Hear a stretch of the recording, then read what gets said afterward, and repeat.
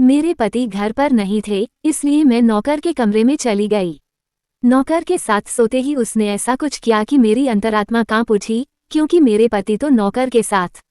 ये लड़का बहुत ही हैंडसम दिख रहा था, जिसे मेरे पति थोड़ी देर पहले साथ लेकर आए थे।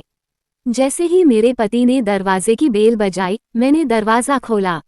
अपने पति के साथ इस युवक को खड़ा देखकर मैं पल भर के लिए पलक झपकाना ही भूल गई। ये युवक मानो स्वर्ग का राजकुमार हो। मैं ये भी भूल गई कि उसके पास ही मेरा पति खड़ा है। जब मेरे पति ने मेरा हाथ हिलाया तो मैं चौंक पड़ी। मेरे पति बोले, क्या बात है, पीछे हटो, अंदर आओ। रहीम लगभग 21-22 साल का युवक था। मैं एक तरफ हट गई। मेरे पति रहीम को लेकर अंदर आ गए। मेरे मन में सवाल उठ रहा था कि मेरे पति इसे अपने साथ क्यों लेकर आए हैं। मुझे दुपट्टे के बिना देखकर मेरे पति ने मेरी ओर आंखें बड़ी करके देखा। मैं ज्यादातर समय घर में अकेली ही रहती। घर में मेरे और मेरे पति के अलावा कोई और नहीं रहता था, इसलिए मैं घर में दुपट्टा नहीं पहनती थी। लेकिन जब मैंने उनके उस तरह से आंखें बड़ी करके मुझे देखते हुए पाया, तो मुझे समझ आ गया कि आज उनके साथ घर में कोई और पुरुष भी है। मैं तुरंत कुर्सी से दुपट्टा उठाकर अपने ऊपर ओढ़ लिया, लेकिन रहीम ने मेरी ओर एक बार भी नजर उठाकर नहीं देखा। घर में आने के बाद से ही वह आंखें झुकाए खड़ा था। मैंने अपने पति से पूछा, ये कौन है? वे बोले, ये बेसहारा है लेकिन समझदार है, इसलिए मैंने इसे घर के काम के लिए रखा है। ये तुम्हारे साथ घर के छोटे मोटे कामों में मदद करेगा। हालांकि मेरे पति के घर एक लड़के को काम के लिए लाने की बात सुनकर मुझे बुरा लगना चाहिए था, लेकिन मुझे बिल्कुल भी बुरा नहीं लगा। पता नहीं क्यों, मेरे पति के इस फैसले से मैं भीतर ही भीतर बहुत खुश हो गई। इसलिए मैंने कहा, तुमने बहुत अच्छा किया, क्योंकि घर के काम करते करते मुझे बहुत थकान हो जाती है। फिर जब बाजार से राशन वगैरह लाना पड़ता है, तब तो और भी ज्यादा थक जाती हूँ। मेरे पति बोले, इसलिए तो इसे लाया हूँ ताकि तुम्हें बाहर न जाना पड़े। बाहर के सारे काम इससे करवा सकोगी और घर के छोटे मोटे काम भी यह कर देगा। हमारा घर छोटा था, इसलिए नौकर के रहने के लिए अलग कमरा नहीं था, लेकिन मेरे पति ने इस लड़के के लिए स्टोर रूम खाली कर दिया। वहां उन्होंने एक खाट रख दी और रहने की जरूरी व्यवस्था भी कर दी। मेरे पति एक थाली में खाना लेकर स्टोर रूम में उसे खिलाए। फिर उन्होंने मुझसे कहा, जब कोई काम न हो तो इसे घर के अंदर ज्यादा घूमने मत देना, इसे स्टोर रूम में ही रहने को कहना। मैंने कहा, ठीक है। पता नहीं क्यों, लेकिन मेरे मन में अजीब सी सोच आने लगी। उसी वजह से मैं पूरी रात चैन से सो नहीं पाई। आंखें बंद करते ही रह रहकर रहीम का चेहरा सामने आ जाता। क्यों ऐसा हो रहा था, मैं खुद नहीं समझ पा रही थी। बस इतना मन चाहता था कि रात जल्दी खत्म हो जाए, मेरे पति अपने काम पर चले जाएं और मैं इस रहीम को भरकर देख सकूं, जिसे एक पल देखकर ही मैं जैसे सुध बुध खो बैठी थी।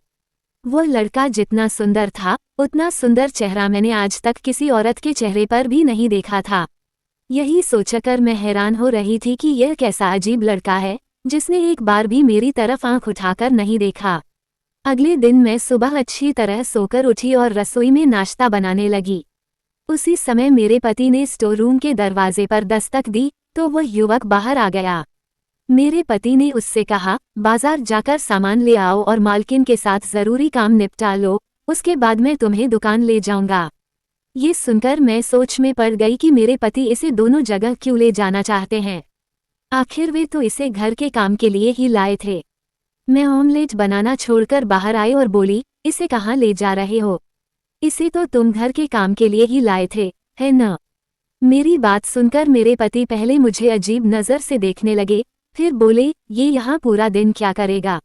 अभी 1 घंटा बाकी है, तुम्हें जो काम इससे करवाने हो करवा लो, उसके बाद मैं इसे अपने साथ दुकान ले जाऊंगा और सीधे रात में ही मेरे साथ लौटेगा।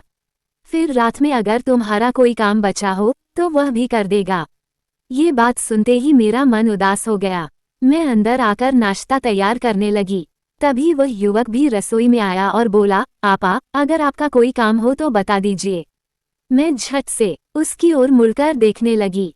वह अभी भी सिर झुकाए खड़ा होकर बात कर रहा था। उसके मुंह से आपा सुनते ही मेरे भीतर जैसे आग सी लग गई। ये सच है कि मैं उससे कुछ साल बड़ी हूँ, लेकिन इतनी भी नहीं कि वह मुझे आपा कहे। मैंने कहा, देखो, मेरा नाम सबीना है। मुझे सबीना कहकर ही बुलाओ।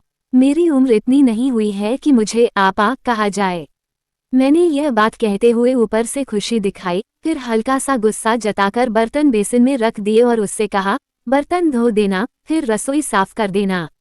ये कहकर मैं बाहर आ गई। मेरे पति तैयार हो रहे थे। तैयार होकर वे नाश्ता करने लगे। तब तक रहीम सारे काम निपटा चुका था। बाजार से सामान भी वही ले आया था। थोड़ी ही देर में मेरे पति उसे अपने साथ दुकान ले गए। पता नहीं क्यों, आज का दिन बहुत भारी लग रहा था। ऐसा महसूस हो रहा था जैसे समय थम सा गया हो। मैं बार बार घड़ी की तरफ देखने लगी। हालांकि रोज मेरा समय देखते देखते ही निकल जाता था, क्योंकि घर के कामों में पूरा दिन व्यस्त रहती थी। इसलिए लगता था कि दिन बहुत जल्दी बीत गया, लेकिन आज तो जैसे समय बीतने का नाम ही नहीं ले रहा था। इस बेचैनी में मुझे बहुत तकलीफ हो रही थी। बार बार उस युवक का ख्याल मेरे मन में आ रहा था। मेरे पति के रात में आने का समय होने से पहले ही मैं जल्दी जल्दी कमरे में गई, अच्छे कपड़े पहने और मेकअप भी किया। यहाँ तक कि बाल भी खोल लिए। हालांकि मेरी शादी को 7 साल हो चुके हैं, लेकिन मैंने अपने पति के लिए कभी इस तरह सजने संवरने की कोशिश नहीं की थी। शादी के पहले 1 महीने तक तो मैं खुद को सजा संवार कर रखती थी, लेकिन उसके बाद घर के कामों में इतनी उलझ गई कि सजने का ख्याल ही नहीं आता था। लेकिन आज न जाने क्यों खुद को सुंदर बनाने का मन कर रहा था। लोग मुझे हमेशा सुंदर कहते थे, उम्र भले ही करीब 30 हो गई हो, फिर भी मेरे सुंदर चेहरे की वजह से ज्यादातर लोग मुझे अविवाहित समझ लेते थे। जब भी मैं अपने पति के साथ कहीं जाती तो लोगों की नज़रें मुझ पर ही टिक जाती। वजह ये भी थी कि मेरे पति का रूप रंग खास अच्छा नहीं था, पेट निकला हुआ, कद काठी भी साधारण और मैं उनसे काफी अलग दिखती थी। शायद इसी कारण उस नौकर के रूप को देखकर मेरे मन के भीतर दबी हुई इच्छाएं लावा की तरह उबलने लगीं। रात को जैसे ही मेरे पति कमरे में आए, मुझे इस तरह सजा संवरा देखकर वे हैरान रह गए। मगर मेरी नज़रें तो बस रहीम को ही ढूंढ रही थीं। मैंने पूरा दिन बड़ी मुश्किल से काटा था, लेकिन वह सच में अजीब लड़का था। उसने मेरी ओर एक बार भी नज़र उठाकर नहीं देखा। यही बात मुझे भीतर ही भीतर और बेचैन कर रही थी। हालांकि मेरे पति मुझे देखकर बहुत खुश थे। खाना पीना होने के बाद उन्होंने कहा, सबीना, चलो तुम्हें लॉन्ग ड्राइव पर ले चलते हैं। आज तुम बहुत खूबसूरत लग रही हो। लेकिन मैंने तो उसके लिए सजावट नहीं की थी, जिसके लिए मैंने इतना सारा जतन किया। उसने मेरी तरफ एक बार भी आंख उठाकर नहीं देखा। मैं चाहती थी कि वह मुझे देखे और मुझे देखकर हैरान हो जाए, क्योंकि मैं भी कम खूबसूरत नहीं हूँ। मगर वह तो सीधे अपने कमरे में चला गया। मैंने अपने पति से कहा, मेरा सिर दर्द कर रहा है, मैं कहीं नहीं जा पाऊंगी। ये कहकर मैं अपने कमरे में आ गई। उदासी में मैंने चूड़ियां उतारकर सामने ड्रेसिंग टेबल पर रख दी, मेकअप साफ किया और कपड़े बदल लिए। लेटी लेटी मैं सोचने लगी कि इस लड़के का ध्यान अपनी ओर कैसे खींचूं। तभी मेरे दिमाग में एक तरकीब आई। मेरे पति के उठने से पहले ही मैं छत पर चली गई। गीले कपड़े सुखाने के बहाने मैंने जानबूझकर अपना पैर मोड़ लिया और संतुलन न रख पाने की वजह से सीढ़ियों से लुढ़कती हुई नीचे गिर गई और मेरा पैर बुरी तरह मुड़ गया। जो सोचा था वही हो गया। मैं जोर जोर से चीखने चिल्लाने लगी। मेरे पति और रहीम दोनों कमरे से दौड़ते हुए बाहर आ गए। मेरे पति ने मुझे छत की सीढ़ियों के नीचे गिरा हुआ देखा तो घबराकर पूछा, क्या हुआ? मैं बोली, मेरा पैर टूट गया है।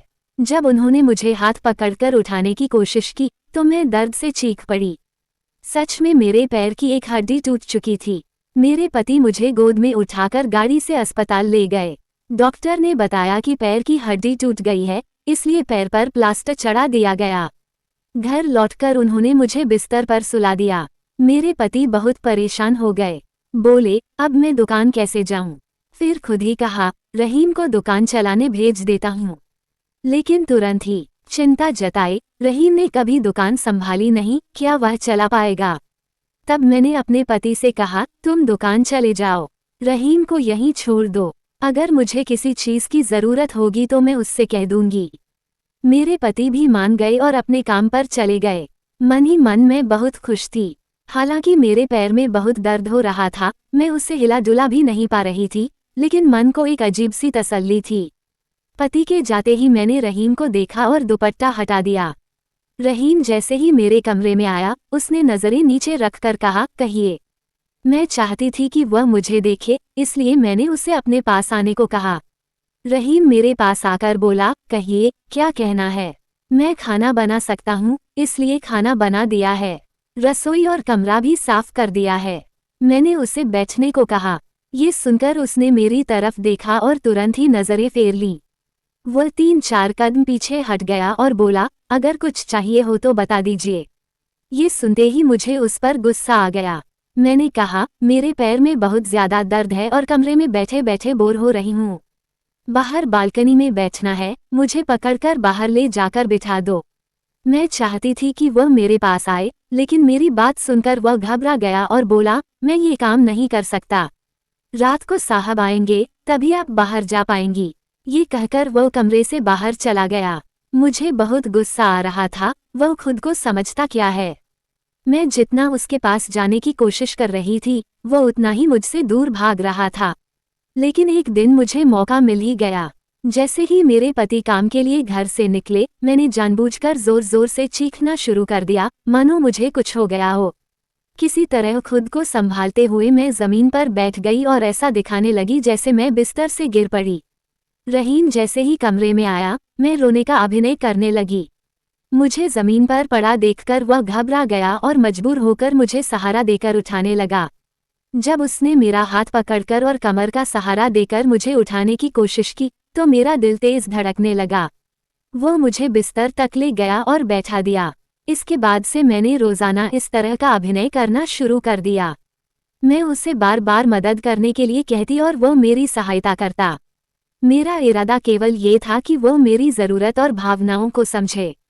जब कोई व्यक्ति किसी महिला के नजदीक होता है, तो उसके मन में कई भावनाएं और संवेदनाएं उत्पन्न हो सकती हैं। सच में, जब कोई अपनी चाहत की चीज पास पाता है, तो वो उसके बारे में सोचने लगता है। मेरी शादी को 7 साल हो चुके हैं, लेकिन अब तक मेरा कोई संतान नहीं है। मेरे पति ने इस विषय पर कभी बातचीत नहीं की। मैं खुद को सुंदर समझती हूँ और जब भी किसी कार्यक्रम में जाती हूँ, तो लोग मेरी सुंदरता की तारीफ करते हैं और छोटी उम्र के लोगों को देखकर मुझे अलग तरह की सोच आती है। सुंदर और हैंडसम लड़कों को देखकर मेरी नजरें वहीं ठहर जाती थीं। उन्हें देखते ही मेरे दिल में एक तूफान सा उठने लगता। ऐसे समय में अगर मेरा पति मेरे पास बैठा होता, तो मुझे बहुत बुरा लगता। कभी कभी सोचती थी कि शायद मैंने भावनाओं में आकर गलत फैसला कर लिया।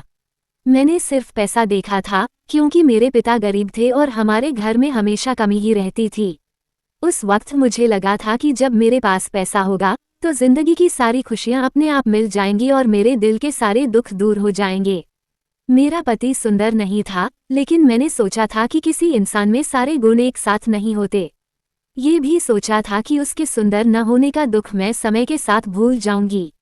लेकिन ऐसा नहीं हुआ। सच तो यह है कि मैं अपने पति को कभी भी दिल से पसंद नहीं कर पाई। हालांकि हम एक अच्छे घर में रहते थे, मेरे कमरे में एस बड़ी ही लगा था, खाने पीने या कपड़ों की कोई कमी नहीं थी और पैसे खर्च करते समय मुझे जरा भी चिंता नहीं करनी पड़ती थी। फिर भी मन के भीतर कहीं न कहीं एक खालीपन बना हुआ, लेकिन अपने पति के साथ रहना मुझे बिल्कुल अच्छा नहीं लगता था। उनके साथ जितना समय बिताती, उतना ही मानसिक तनाव महसूस करती। उस समय न पैसा अच्छा लगता था, न बड़ा घर।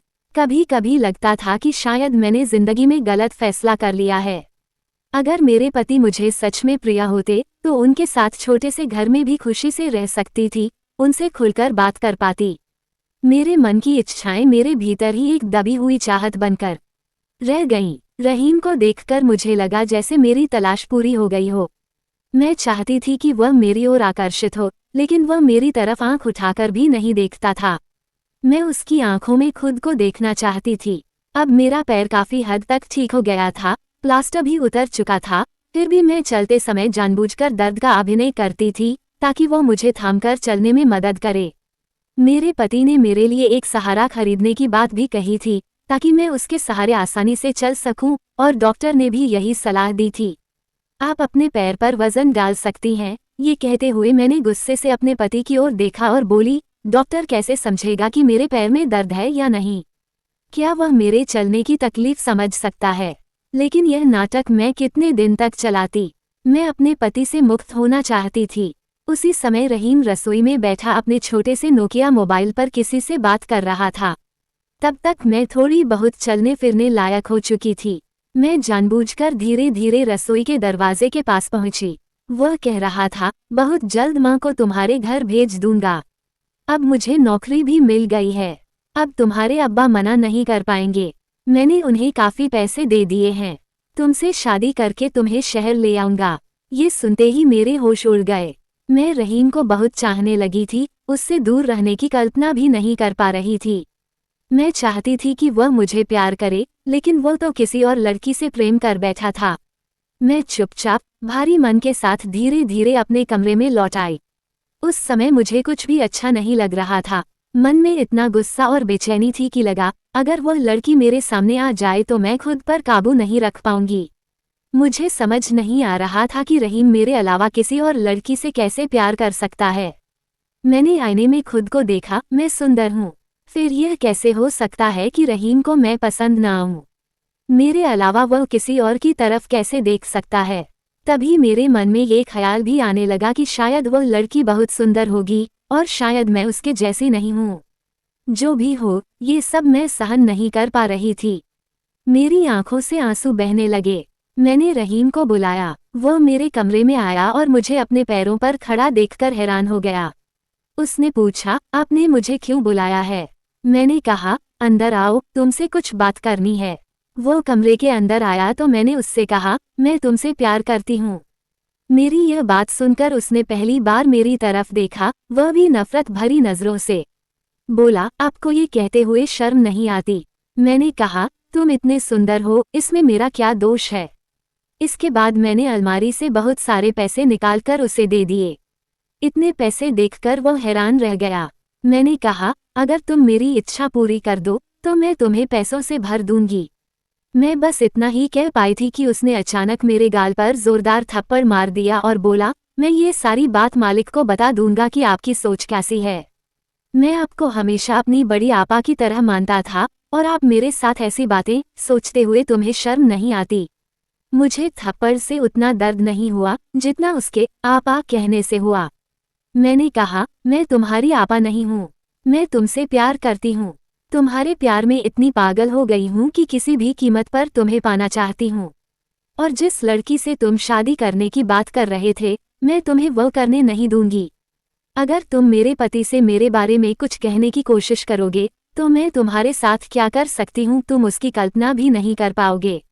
मैं पूरी तरह से बेकाबू हो चुकी थी और पागलों की तरह चीख चीख कर ये बातें कह रही थी। मेरी बातें सुनते ही वह तुरंत कमरे से बाहर निकल गया। अगले दिन वह क्या कहेगा ये सोचकर ही मैंने मानो सब कुछ तय कर लिया था। लेकिन वह मेरे पति से कहने लगा, मैं अब आपका काम नहीं कर पाऊंगा। मेरे पति बोले, क्यों नहीं कर पाओगे? तुम्हें पता है कि तुम्हारे साथ मेरा 2 साल का कॉन्ट्रैक्ट है। कुछ ही दिन पहले तो तुम काम के लिए रो रहे थे। इन 2 महीनों में ऐसा क्या हो गया कि तुम नौकरी छोड़ना चाहते हो? रहीम ने कहा, मैं आपको वजह नहीं बता सकता। मेरे पति ने कहा, ठीक है, तो जो अग्रिम रकम दी थी वो लौटा दो। मैंने तुम्हें इस काम के लिए 5 लाख रुपए दिए थे। तुम बहुत भद्र लड़के हो, इसलिए तुम्हें घर में रखा था। मुझे भरोसा था कि तुम घर में रहोगे तो मेरी पत्नी सुरक्षित रहेगी, इसी वजह से मैंने तुम्हें चुना था। खैर, कल मैं शहर से बाहर जा रहा हूँ और 3 दिन बाद लौटूंगा। इसलिए अभी तुम्हें 3 दिन की छुट्टी नहीं दे सकता। मैं लौट आऊं, उसके बाद तुम जा सकते हो और पैसे भी वापस चाहिए। मेरे पति के 3 दिनों के लिए बाहर जाने की बात सुनकर मेरे मन में अजीब सी हलचल हुई, जबकि यह सुनकर रहीम साफ तौर पर परेशान नजर आया। अगले दिन मैंने अपने पति का बैग पैक कर दिया। जाते समय उन्होंने मुझसे कहा, ध्यान रखना कहीं वह भाग न जाए। मैंने पूरे 5 लाख रुपए अग्रिम दिए हैं, जो बहुत जरूरी थे। उसके चाचा उसकी शादी किसी और से करा देते, इसलिए 5 लाख देकर वहां उसकी शादी पक्की की गई है। अब समझ में आता है कि वो हमारे यहाँ क्यों काम कर रहा है। मेरे पति चले गए और रहीम भी दुकान चला गया। रात को जब रहीम घर लौटा तो मैं सजी संवरी उसके सामने खड़ी थी। मुझे देखकर उसके चेहरे का भाव बदल गया। इसके बाद वह सीधे स्टोर रूम में गया और अंदर से दरवाज़ा बंद कर लिया। ये देखकर मुझे गुस्सा आया और मैंने कहा, जल्दी दरवाज़ा खोलो। रहीम बोला, आप यहाँ से चली जाएं, मैं दरवाज़ा नहीं खोलूंगा। मैं काफ़ी देर तक दरवाज़ा खटखटाती रही, फिर थकाकर अपने कमरे में लौट आई। उस पर मुझे बहुत गुस्सा आ रहा था। रात 12 बजे के आसपास अचानक मुझे याद आया कि मेरे पास तो स्टोर रूम की चाबी है। मैंने चाबी निकाली और बहुत धीरे धीरे स्टोर रूम का दरवाज़ा खोलकर सामने रखी खाट पर रहीम चादर ओढ़े सो रहा था। मैं धीरे धीरे कमरे का दरवाज़ा बंद कर उसके पास खाट पर जाकर लेट गई। कमरे में हल्का सा अंधेरा था, लेकिन माहौल डर पैदा करने के लिए काफ़ी था। तभी अचानक मैं उठकर बैठ गई। एक टॉर्च की रोशनी सीधे मेरे चेहरे पर पड़ी। उस रोशनी में मैंने देखा कि कमरे में कौन खड़ा है। वह कोई और नहीं, मेरा पति था। उसे देखकर मैं पूरी तरह टूट गई। मेरे पति ने कहा, रहीम ने तुम्हारे बारे में मुझे सब कुछ बता दिया है। मैंने झूठ कहा था कि मैं दूसरे शहर जा रहा हूँ। मैं तुम्हारा सच देखना चाहता था। मैं रोने लगी। मेरे पति के सामने मेरा पूरा सच खुल चुका था। उसी वक्त उन्होंने मुझे तलाक दे दिया और सुबह मुझे मायके लौट जाने को कहा। उन्होंने ये भी कहा कि वह एक सुंदर महिला के साथ जीवन बिता सकते हैं, लेकिन इस तरह किसी चरित्रहीन महिला के साथ नहीं। एक पुरुष अपनी पत्नी की हर जरूरत पूरी करने के लिए दिन रात कड़ी मेहनत करता है और बदले में वह अपनी पत्नी से वफादारी की उम्मीद करता है। वरना पैसे देकर तो कोई भी गलत औरत बिस्तर पर आने को तैयार हो जाती है। आज सब कुछ खोकर मैं यही सोच रही हूँ कि अगर मैंने अपना चरित्र संभाल कर रखा होता, जैसा कि कभी नासमझी के दौर में भी रखा था, तो शायद मेरी जिंदगी ऐसी न होती। धन्यवाद।